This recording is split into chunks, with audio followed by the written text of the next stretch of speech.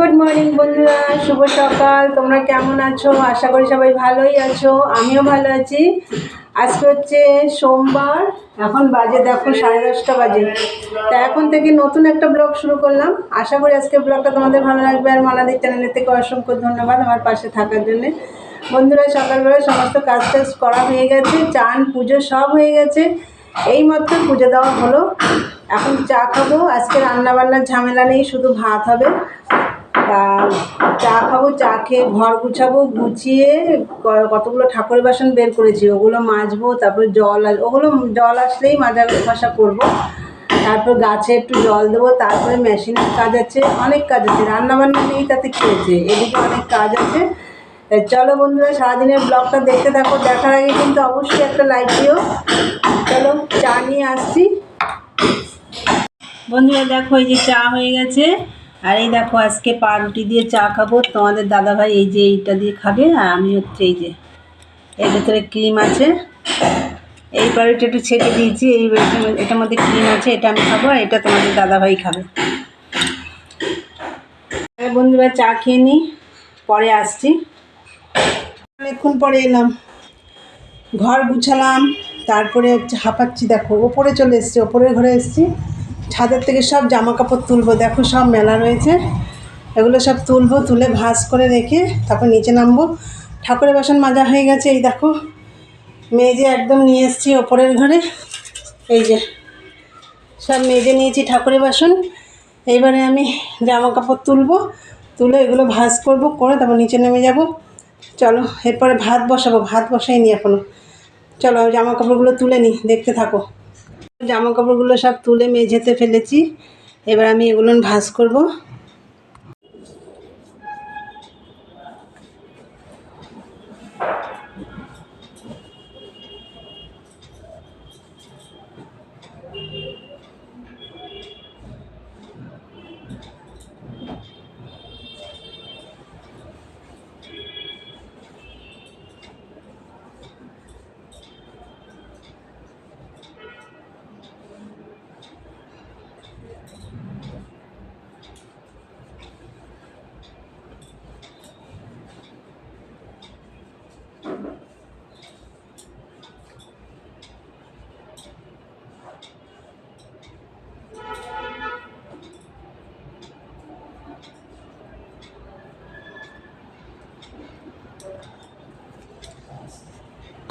নেমে এসছি।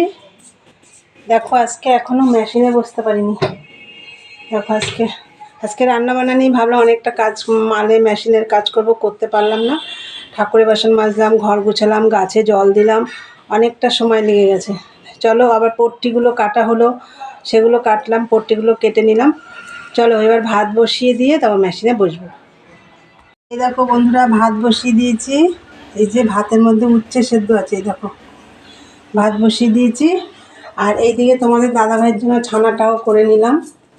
এই যে এটা আমি একদিন পরে একদিন করি, 500 দুধের ছানা করি, 2 দিন হয়ে যায়। আবার কালকে করব না, আবার পরশু দিন করবো, এরমভাবে করি।